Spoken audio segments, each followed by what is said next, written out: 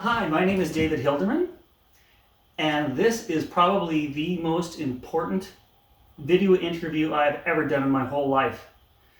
Mind you, I haven't done many video interviews, but it is definitely an important one. And my guest is Jeremy Maddock. So, Jeremy, tell me about yourself. So I've been working in the legal field now for about coming on 12 years. I started working as a paralegal back in 2010 and became very interested in the whole issues of civil liberties generally and freedom of expression and our charter rights in Canada. So that's sort of been a focus of my career. I worked for various lawyers over the years. I went to law school, graduated from UVic Law in 2016, but by that time I had quite a effective business model as a consultant for lawyers, so I ended up continuing to do that rather than starting my own practice at that time. And I've maintained good relations with quite a number of lawyers in the charter, criminal law, charter, civil liberties context. Huh. Okay, so tell me, you recently had sort of what should have been a very high profile case in the BC courts. Can you explain what was that case? What's it like? If you had a title for the case, what would it have been? Well, I think it's about medical autonomy, freedom of movement. It ties together a lot of these common threads in civil liberties litigations. And it was, of course, in the context of COVID restrictions, which have obviously been a major turning point in the relationship between the individual and the state in Canada over the last couple of years. This particular case was a challenge of what's called the BC vaccine card. Now, a number of provinces have similar programs, but the BC vaccine card said that if you weren't fully vaccinated, defined as 2 doses of COVID-19 vaccine, then you weren't allowed to access a number of public spaces, including public events and restaurants, most significantly for me, because I often have to access restaurants in the course of my work, and of course in my personal life I like to access restaurants.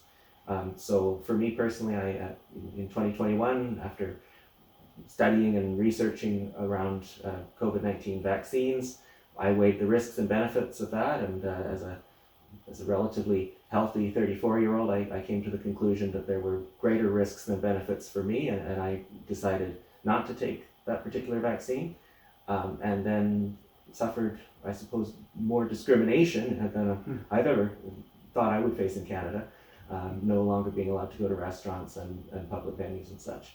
So I looked at the situation I was facing, the fact that this was something profoundly inequitable for a lot of Canadians, and I had the experience and the knowledge to go to court and engage with the court system. So I figured that I would take a run at this and challenge it myself, and that's what my case was about. So when you have a case like that, is the person you were suing somebody, or what was it like? Who was the person? What were you? Who was the sort of the entity that you were going against? Like, it was like against the BC government in general, or did you actually have to specify who it was? Like, how does that work? Well, the respondents were the BC government in general, okay, and Dr. Bonny Henry, who made the order. And it's what's called a judicial review. So it's not quite the same as a lawsuit. In a lawsuit, you're usually seeking money from another party. In this case, it was a review of Dr. Henry's order, and my position was that Dr. Henry's order was both unreasonable and contrary to Section 7 of the Charter. Section 7 of the Charter is the section that protects life, liberty, and security of the person. You've actually had your time in court, and so what happened? So it was heard on May the 12th. I was very fortunate to have a lot of supportive people who came and watched the court proceeding, and just for moral support, but I represented myself.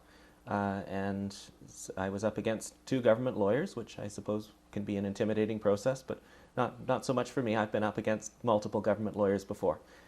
So the issue was medical autonomy, Section 7 of the Charter, which says that every Canadian has a right to life, liberty, and security of the person.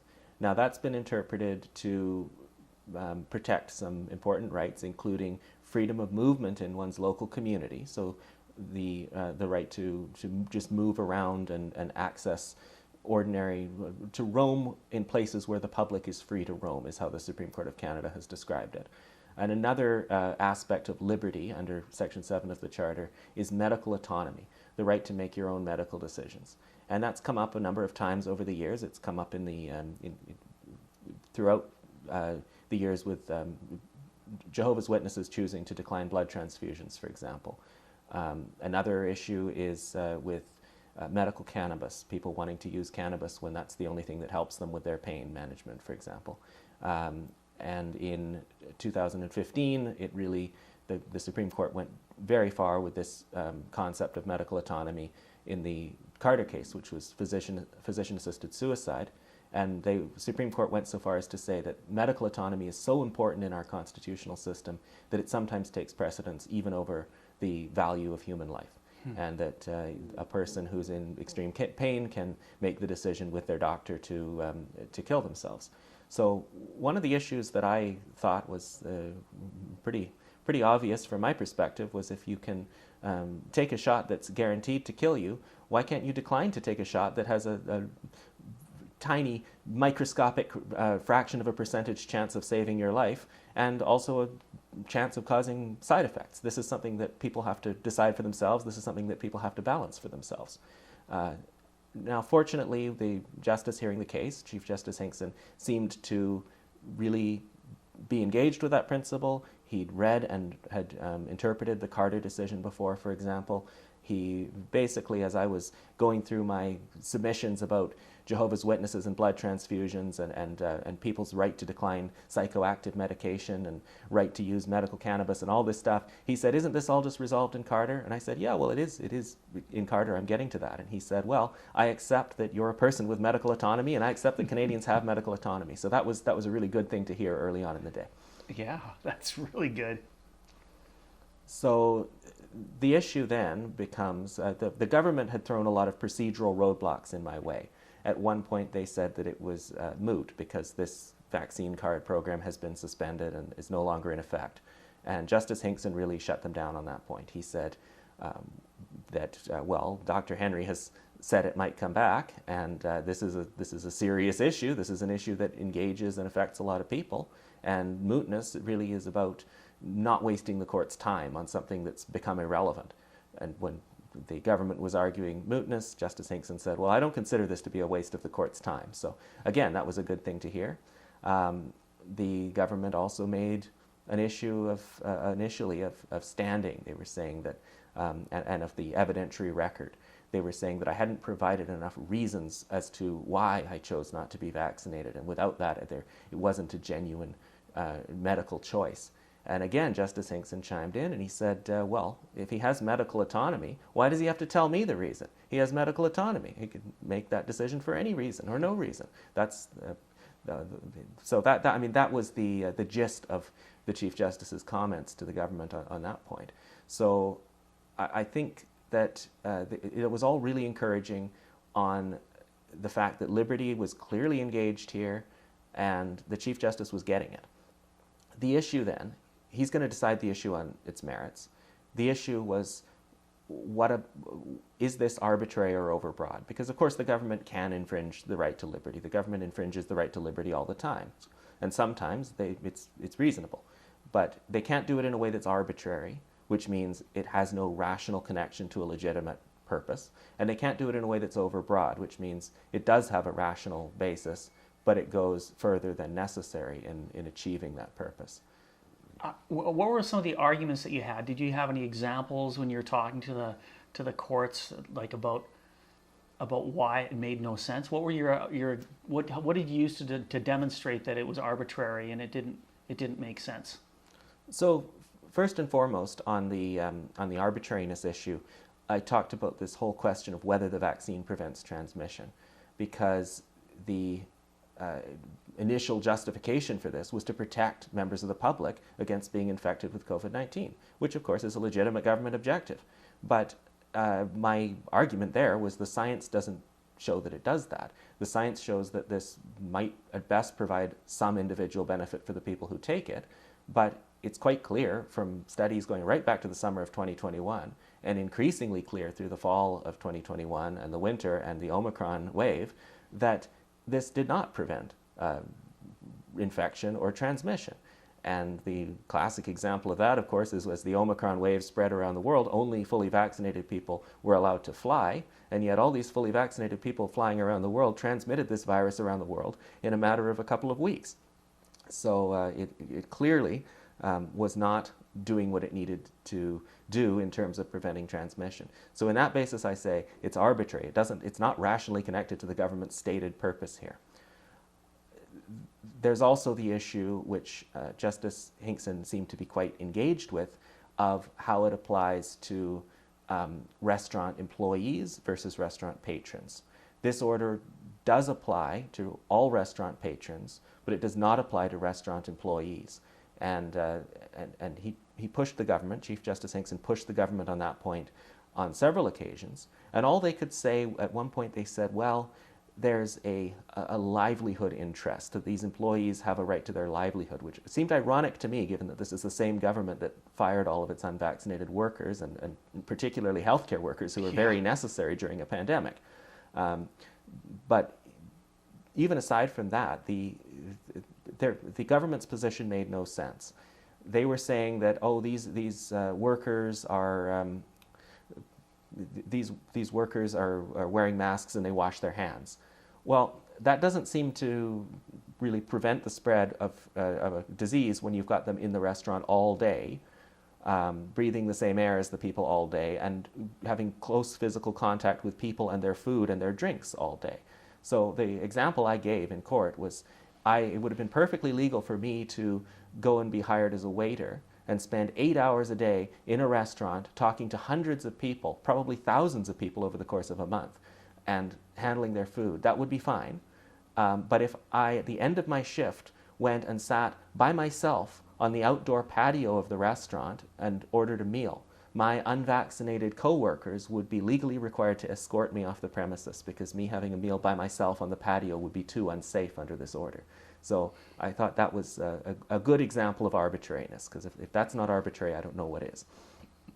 So when you said that, when you say something like that in court, did the Crown then respond to that, or did the judge respond to that, or what was the response to that? Because that is so obvious. Well, usually you take turns. People Right. don't usually stand up and object in the middle of when you're saying Yes, something. yeah. If the judge says something to you, the judge can always interrupt you, but it's usually because you're saying something that isn't pleasing to the court, or that he's got a question. And in that particular example, he seemed to be quite thoughtfully listening, and he didn't jump in with a question, which I suppose is a good sign. Yeah. Few other examples of things I raised as to how it's arbitrary. On December 21st, 2021, Dr. Henry gave a press conference, and she said, given the Omicron variant, we need to take more precautions. The existing precautions, which included the vaccine card, are not preventing transmissions, so we're going to have to go back to what worked in the previous stages of the pandemic. We're going to have only seated dining, when you're not going to be allowed to go up to the bar and order a drink anymore. You're going to no more mingling between tables. You have to stay at your table at all times. We're going to have plexiglass barriers between tables, and you're only going to be able to dine in your bubble of 6 people. So all these restrictions that she said worked in the previous stages of the pandemic were now back in effect. So clearly that shows that the vaccine card did not work. But the thing that I found really interesting was she said, we all know that seated dining is safer. Well, throughout the entire time that the vaccine card existed, I was allowed to go to a fast food restaurant, I was allowed to go to the food court, I was allowed to sit at a table that hadn't been sanitized with people walking a foot away, and no social distancing, no contact tracing, none of that stuff. And that was completely fine. And yet dining on a socially distant restaurant patio was not okay. Just truly arbitrary distinctions here. So I think, again, that was another point that I made my point, and I think Chief Justice Hinkson was considering it carefully. The whole issue of just outdoor restaurant patios, the idea that this would apply to outdoor restaurant patios, is ridiculous, because Dr. Henry said right from the early stages of the pandemic that outdoor transmission isn't an issue. We're not seeing outdoor transmission. Even when you do have people in close proximity, even when you walk right by somebody. She said, don't worry, if you walk by somebody on the street, don't worry about it. You're not going to get COVID that way. So it seems really absurd that people would be prohibited from restaurant patios where a disease doesn't spread. The only possible reason for that is to make people's lives difficult and inconvenient to the point where they just twist their arm into making a medical decision that they wouldn't otherwise make, which in my view, again, is a violation of the rights to liberty and security of the person. Huh. So, yeah, so it's almost like the vaccine passport had very little to do with protecting the public. Like if you look at it, the way the rules were, it's more like it was just something there to force everyone to get the vaccine. It's almost like it's just so weird, but are they just wanting to not have a control group to see what the difference is between being vaccinated and not being vaccinated medically? Because if everyone's vaccinated, you don't know what the result would be if people aren't vaccinated. I think it started out as this idea that they thought that it would reduce transmission. They were maybe doing an experiment to see if it would reduce transmission. But definitely by December, by the press conference I just mentioned, they knew that it didn't prevent transmission. They knew that if they were going to prevent transmission, other remedies would be necessary, and that those remedies, in Dr. Henry's words anyway, were capable of preventing transmission. So at that point, I think there is no rational basis. It's just simply a political move. And Dr. Henry was asked, I think it was back in March, just as this thing was in its final weeks, and she dropped the mask mandate in March, and she said she was going to wait another month to drop the vaccine card. And there was a question about, what's with this difference in dates? Is this about science or is this about politics? And her answer was, it's about all of that. So I think there was a lot of, that was one of the more honest things she said, and I think that there was a lot of all of that throughout this thing. They were guessing, they were taking wild guesses at the science, and they were trying to read the politics, read the frenzies, hysteria, because when you see the public becomes hysterical and becomes really frightened of a disease and then demands the government to take action, and the government doesn't know what to do, the science is not clear, or the science is leading in a way that's politically inconvenient, a lot of government actors will just they'll just start taking shots in the dark to try and make it look like they're doing something, which is not science-based public policy. They say they're following the science, but I didn't see very much of that at all during this pandemic. Huh. You know something? That actually, to me, that actually is more reassuring than so many people are wondering, like, why are they doing this? It just seems like, they just want to get these shots into everyone's arms for something really nefarious reason or something. But the idea that it's just political is actually kind of nice to hear that you think that, because that kind of makes sense that they would just be doing that. And they don't want to, it's political, and also they don't want to say, we were actually wrong on this. We probably didn't need to do this or something, right? It's very easy. It's very easy to make a decision politically, and it's very difficult to admit that you've made a mistake. So a lot of it's just institutional inertia. I don't come at it from a conspiratorial point of view. I don't think there's a grand conspiracy. I do think that there's money involved. I do think that the prescription drug companies that are selling these shots have every interest in engaging in politics and lobbying politicians, and that's part of the influence. Yeah. So we do have to look out for bad influences on politics, and that's, in my view, even more of a reason to ensure liberty and ensure that people can, first of all, get accurate information, have a free exchange of ideas, and have a free exchange of ideas about both the benefits of these medications and the drawbacks of these medications.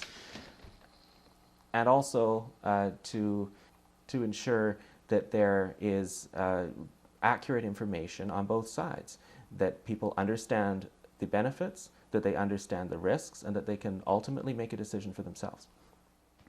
I know that when I talked to you about this case earlier, you said that one of the strategies that you had with it is you're primarily using all information that was coming out of the government.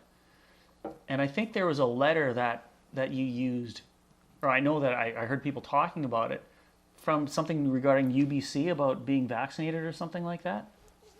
That was Dr. Patricia Daly, Okay. who's the Chief Medical Health Officer for Vancouver Coastal Health Region. So she's Dr. Henry's regional lieutenant for Vancouver, basically.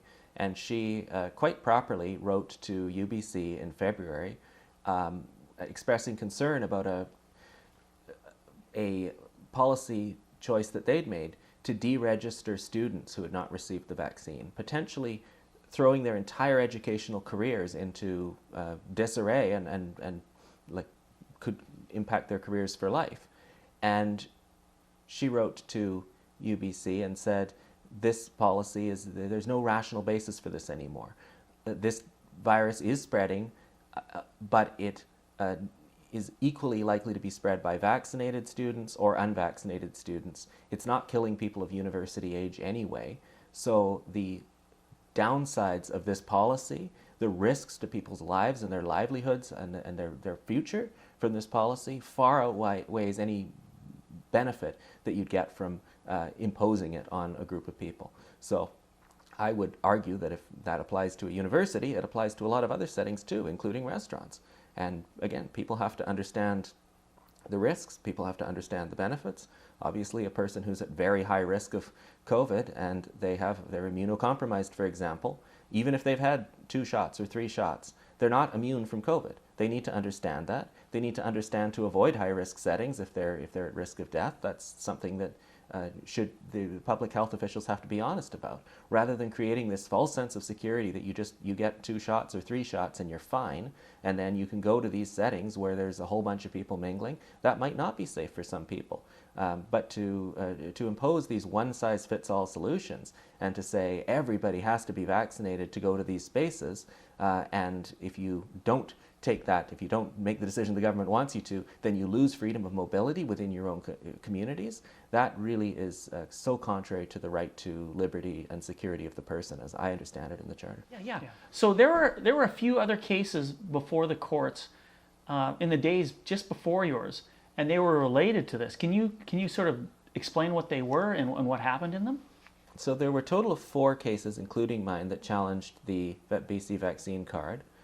The other cases were primarily centered around medical exemptions. So there is, in order to make the scheme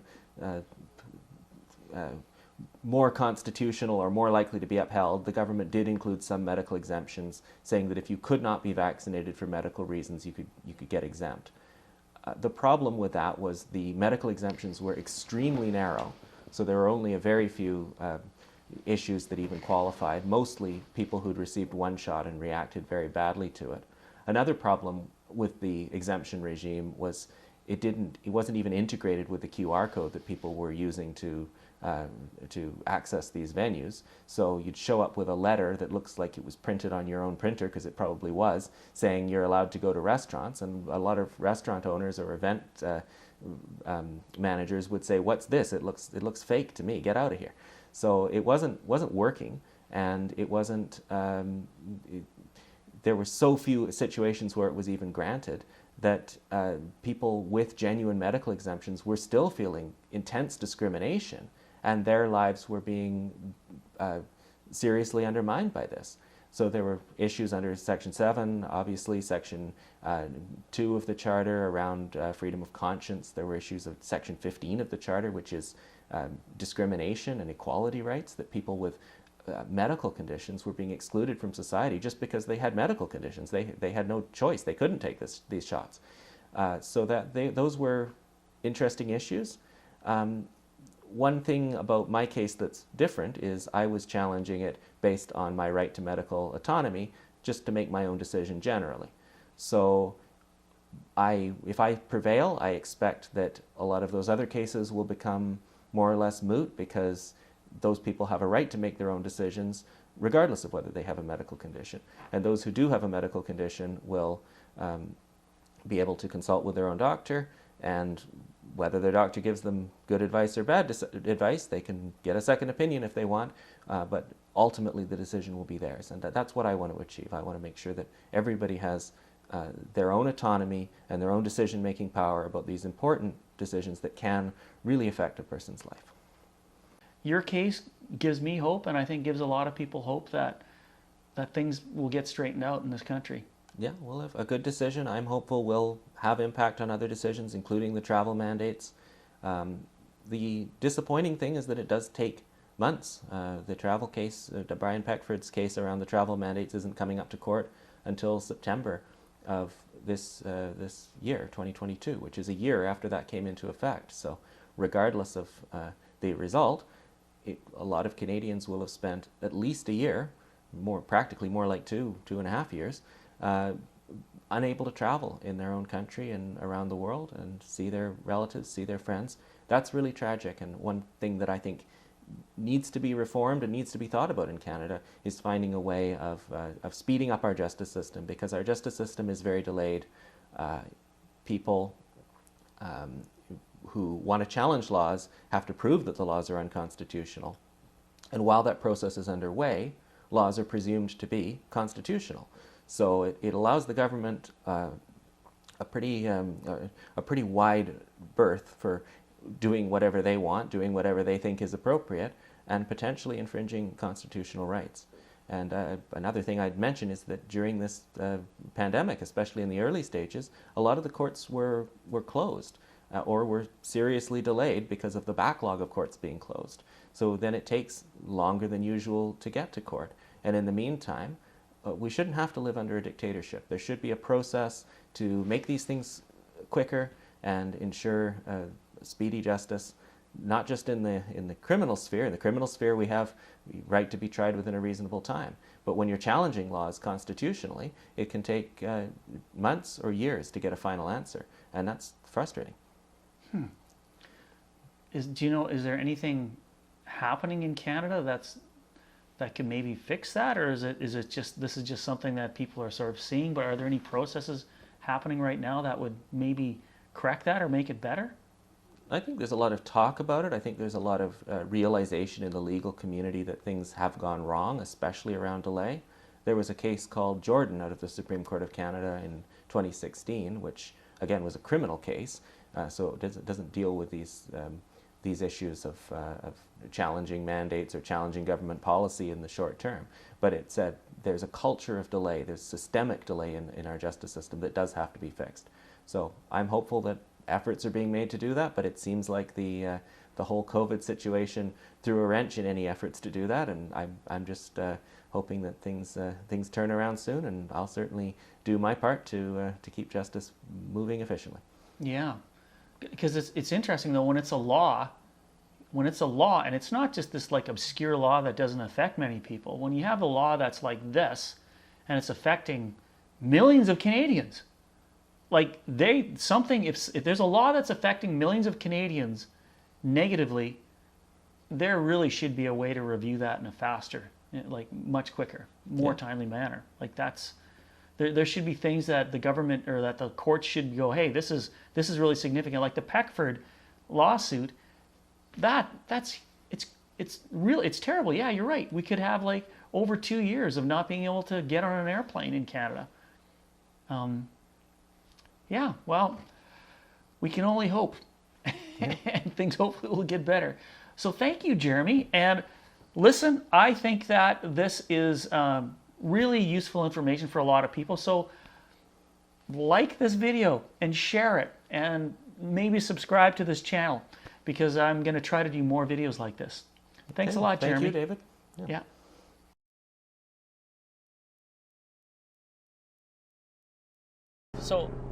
So tell me, like, what's your background, like your education and stuff? So I went to university between about 2006 and 2011, and I studied political science and philosophy.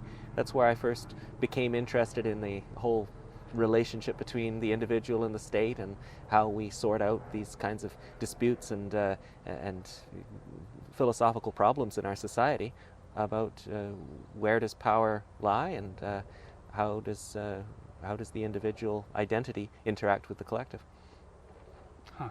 So that's what you got your first degree, and what did you like have a job, or like did you have like what did you do?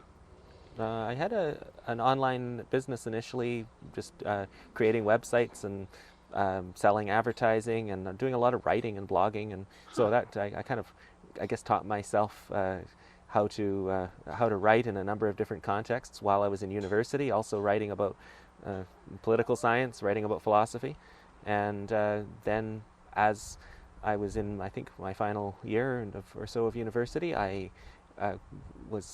became acquainted with Doug Christie, who is a very well-known free speech lawyer in Canada, and he offered me a job. So I ended up working as his paralegal for his last 3 years of his practice. Huh. Okay, and so what are the things that Doug Christie did, and what did you do with him? And so he represented a lot of these cases where there'd be a major free speech issue that would go up to the Supreme Court of Canada. And a lot of his clients weren't popular. A lot of his clients were eccentric, to say the least. But they were really interesting issues, and they were where the rubber hits the road on the whole issue of how far can you go in saying politically incorrect things. So I think that one of the big ones was Mr. Keegstra, who was a school teacher who taught some anti-Semitic theories to his school children. And of course, he was fired, and all hell broke loose in terms of the criminal justice system. And what Doug's position was back then was, if you criminalize this one person for his point of view, then what's that going to do in the future? There's going to be a slope here, and it's going to become a lot of people being criminalized for their point of view. And the Crown's position at the time was, this is a special case. This is a unique case. But of course, we've seen over the years that they have a lot of different points of view have become criminalized since then. So I think history proved Doug right in his analysis there. Huh. And so so he passed away. What year was that? In 2013, I was working with him at the time, and we were actually in the middle of a jury trial that was going on, and he had cancer at the time and found out that the cancer was terminal, and sadly he went straight from the courthouse to the hospital. He never went home, but that was the kind of dedication he had to his clients and his job, and I mean, I don't think he would have had it any other way but to keep going till the last moment he could. Huh. And so what happened to all his cases after that? So I was obviously largely involved in just the day-to-day administration of his practice, and my father was a practicing lawyer at the time who was friendly with Doug over the years and knew him, was never involved with him professionally particularly, but just was in a position where he could step in and take on some of the administration of the files, which somebody had to do. So my father and I ended up working on quite a number of interesting cases and referring some of these cases out to other lawyers, mostly in Victoria, but some in Vancouver and other places. And I ended up working for quite a few of those lawyers because I knew all these files. So I ended up having a job basically before and during and after when I was in law school, working on various files as a kind of a consultant by correspondence, or sometimes traveling to go to court with lawyers. It was a great experience. Huh. So that's kind of what got you the experience. And yeah, because I was kind of interested as to why you yourself are not a lawyer. Like, you went to law school, but so you got involved in it so much, you were able to have a business doing legal work without being a lawyer. I found the consulting business was a really great niche, and I didn't want to give that niche up. I found that it was I was making more of a difference in some ways than if I was just starting out trying to get my own practice off the ground. And the variety and the spectrum of interesting work that I was able to do was really something I enjoyed and still enjoy. Huh. So you were on a case of unsolved mysteries, correct? I am. You've seen that? I haven't seen it, no. Okay. But you told me about it, so I gotta. But the episode that you were on, is there a video with it, or is it just a podcast? It's just a podcast. Just it's an audio. Okay. Yeah, I mean, it's funny because my wife's father used to watch it all the time, and Julie used to watch the show when it was on TV. Mm-hmm. Yeah.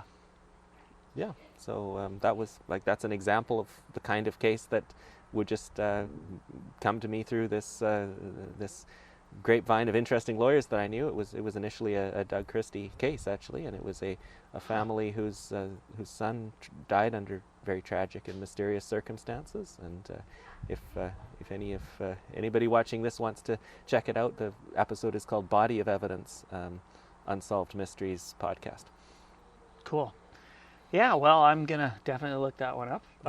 Yeah, so thanks. So Jeremy came over, we were hanging out, and I'm doing these, I want to do these podcasts because I just seem to meet all these people that have really interesting stories, and like they're really exciting, and I never remember what they were.